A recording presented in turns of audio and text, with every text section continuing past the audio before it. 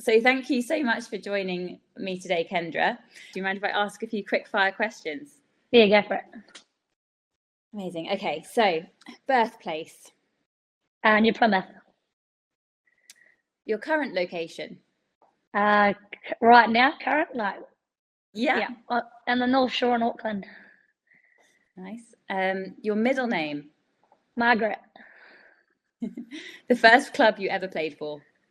Ocado Rugby Club. And your biggest achievement outside of rugby. Probably when I first bought my house. That was pretty cool. 30-year-old on my own bought a house, which was pretty cool. Yeah, great. Okay, and then coffee, yes or no? No. Oh, you're another one that doesn't like coffee. That's interesting. Yeah. I don't need it, Lucy. I don't need it. Your favourite Kiwi food? I love roast lamb. Yeah. Your favourite place in New Zealand? Favourite place in New Zealand? I actually love my home place. So I love Taranaki in the North Island. Yeah. Are you a messy or a neat freak? I'm a neat freak. Socks and sandals, yes or no? Yes. The best meal that you cook?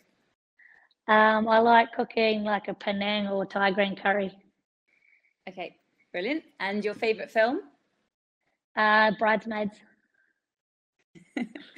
And the 2 words that your teammates would use to describe you? Energizer and loyal. Great. Well, I'll kick off with just some questions around the Sky documentary. Firstly, the Sky documentary is brilliant. I've watched the first episode. Did you have fun kind of filming it? What was it like having the cameras around and having that outlet to tell some of the amazing stories behind the Black Ferns players? Yeah, it's pretty cool. I think, as you said, like there's some pretty cool stories out there from some of the players, and it's gone a bit more in depth around some individuals, which I think is really special. The world's about to find out what this team's about. What the sacrifices and everything that some of these girls have had to make, and working full time and having to train and all that over the years. There's just some really cool stuff that's going to come out of it, and I'm really excited. As well as it was obviously quite strange having the cameras follow us around, and there's been hours and hours of it, right? And I've got to cut it down to obviously, they've got to cut it down. So, but it was pretty awesome. I think my family was pretty. They get a bit camera shy at times, so I felt a bit so sorry for them at one stage, but they seem to enjoy it too. But no, I really enjoyed it, and I'm just honestly I'm so excited about the doco coming out. Yeah, definitely. Okay, and one of the things that the documentary does touch on is obviously the pandemic, but how much did you view it as a bit of a setback to not be able to play tests for the 2 years during COVID, whereas other European teams were able to play? How was that kind of emotionally for you as players? Yeah, I think it was really challenging for people, just being kind of locked up and having to kind of still train because we weren't sure what was going to happen. And I mean, no one knew what was going on. And so we just and that's just not us players, that's just every ordinary person, so we just had to kind of keep training, and the next game was going to kind of come, and that was quite tough. And then obviously get the World Cup getting postponed was a big one, and it's cool now that the World Cup's just about here. I think back 16 months ago, and just oh my gosh, we had played bugger rugby, and then the amount of rugby that we've already played this year has been really awesome. And I mean, obviously our end of year tour, disappointed with that, and that came down to a lot of things. But just not playing the game and not getting enough game time at test level was really, really, really challenging. But now we've cracked into it this year. We've played a few tests, and we're just now the World Cup's just about here. It's exciting. Yeah, absolutely. And I'm about to ask you about this. Obviously, you won the Pacific Four Series back in June, and the O'Reilly Cup against Australia over the summer. And racked up that number of test matches, which is brilliant to see. So how have those games kind of helped you in your World Cup preparation? Yeah, I mean, any test, right, is important for preparation, and so it's been good to get some combinations. Obviously, we had a new coaching and management group come on, so it's been a good opportunity for them to have a look at players and and before naming the World Cup squad, working out how they kind of wanted to have the squad and who they wanted to have in it. So it was used a lot to see players, which was made really clear to the players. It was about just giving everyone opportunities and just seeing who could play at that level. And I guess getting the coaches to have a look and decide who they wanted in the final World Cup squad, and then to have them at home too. Most of them, we only had one in Adelaide, was really cool. We haven't played a lot of tests at home in the past, so to have that and then a World Cup on home turf, I think is really up there. And we're just growing every single game. So it's just lifting and lifting and lifting. So that's what's been exciting as players as well. It's just It's amazing how much more rugby you play, how you kind of just get back in the saddle and things just come and flow a bit easier. And what do you make as players of these European teams that obviously have been professional for longer period of time than you have? Does the English and French packs and the fact that they do have that those professional contracts, does that concern you going into the tournament? It's always tough when a team's been a lot more professional, but before another team, and they've been training full time for a longer period of time, and us coming off a disappointing end of the year. But I think we've got ourselves in a really good position to compete really, really well. So we just have to kind of think about what style of rugby that we want to play, and it might be a bit different to what we've seen in the past with the black jersey or similar, but just different aspects. And we know how the likes of England and France generally play.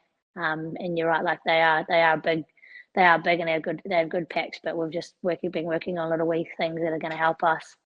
Yeah, and Wayne Smith seems to be a real advocate of the attacking rugby and the unstructured, the unscripted. Does that suit your style of play? Yeah, that suits my style of play, and I think even just my last couple of years, I probably got caught up in structured rugby too much, and now with Smithy and the new coaching group come on board, it's been a little bit free. Been a bit freer to play, and for me, I've really enjoyed that, and I can see like my performance and that kind of come back, and I'm starting to peak, which is really cool, and I'm just loving the style that we're trying to play, and I know that if we can, as I said, we're kind of growing over the test, and if we can keep kind of growing through World Cup, I think we'll compete really well with the likes of England and France. And you're saying you're reaching your peak, and you're playing some of your best rugby of your career. Was it tempting to think maybe I could hang up my boots after the 2017 World Cup win? Or what's the kind of motivating factor that's kept you going until now? Yeah, I mean, there's just like a lot of things. I just thought, 2017, I was gonna be done, and then just I guess thought about it. And I was still reasonably young, and had a chat to the coaches, and had a chat to players and people around me, and then that's sort of, it's bizarre to think back now because 2018, 19, and now I've probably played the best footy that I've probably ever played in my whole career. So it's probably a good decision that I decided to stay in the game. But there wasn't really anyone that fully influenced that. I had a couple of conversations with different people, and then hearing that we had the opportunity to potentially go full time, and that was going to happen. That's what I guess has been really good for me. Like for someone who's worked full time their whole career, and having to get up early, work all day, and then train again at night. That's probably why my decision around retiring was kind of in 2017. That's what it was based around. It was just too much, trying to do too much and pack everything in. And then when I heard that we were going to potentially go full time in the next couple of years, I was like, okay, let's stick around. And then I've got to experience that this year, and it's certainly helped. It's amazing how you can just put all your mind and energy into the game.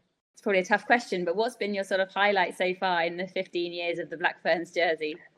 Yeah, I've been asked that a lot, Lucy, and it's so hard to pinpoint it, right? Like there's so many highlights that I've experienced, and I always fall back on winning a World Cup with a team is probably one of the best highlights, and I think 2017 probably really highlighted that for me. I had sat behind Emma Jensen for 9 years, and then 2017 I kind of cemented that 9 spot. So to be able to start most games and then win that World Cup and actually be on the field and play a big part in it, it was really special after coming off, I guess that 2014, that disappointment of not even getting through, getting kind of picked by Ireland. So to kind of come back and fight and win that 2017 World Cup, I think was a real highlight. And then you've got your small little individual accolades, which have been really special too. But overall, winning a World Cup is pretty special. Yeah, absolutely. And just tell us the feelings ahead of going into your final World Cup on home soil. Obviously, the first time it's been in the Southern Hemisphere, and it must be an incredibly exciting moment to be preparing for.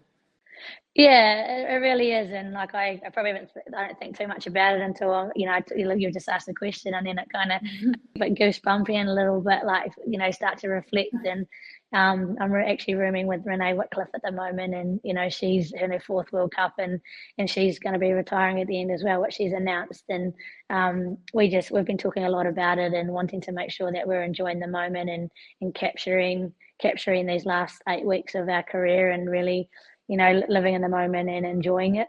And that's where I'm kind of rolling with at the moment. And obviously we've got this game tomorrow against Japan, and that's our last one. And then we go in on Sunday, and that's when the World Cup officially starts. So recently, I'm not even sure if it's hit me that was my last game in the red and blacks, but I think it will be a little bit of an emotional roller coaster over the next 8 weeks, no doubt, as it gets closer to the end.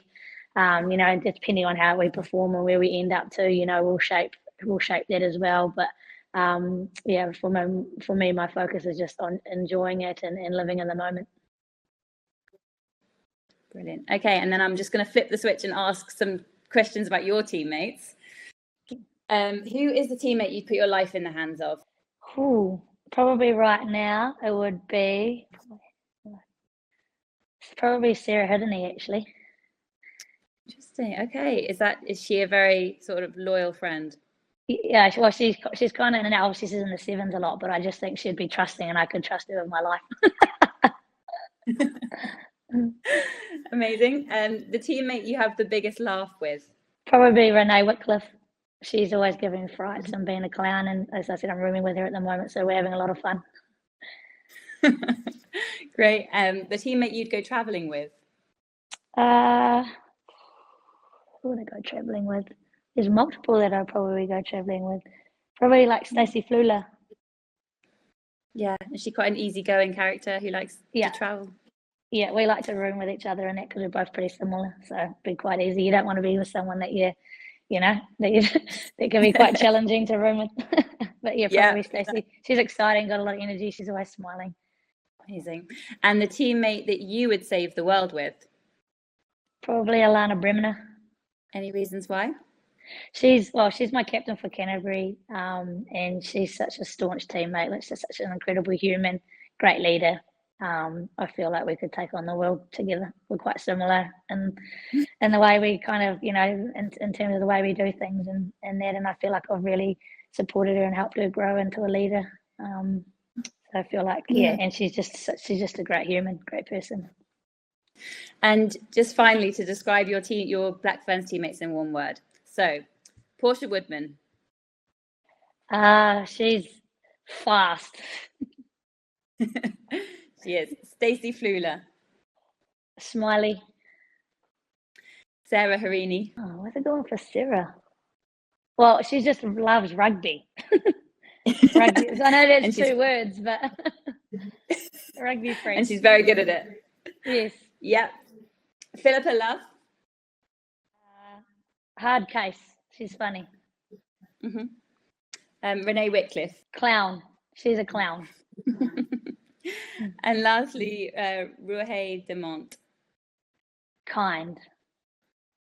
Nice. Okay. Yeah. Brilliant. Well, they're all of my questions. So thank you for answering all of those quick fires. No problem. No problem at all. Hopefully that's amazing. Okay. Yeah, that's amazing. Cool. Thank you so much for your time, Kendra. No problem. No problem, Lucy. See you later.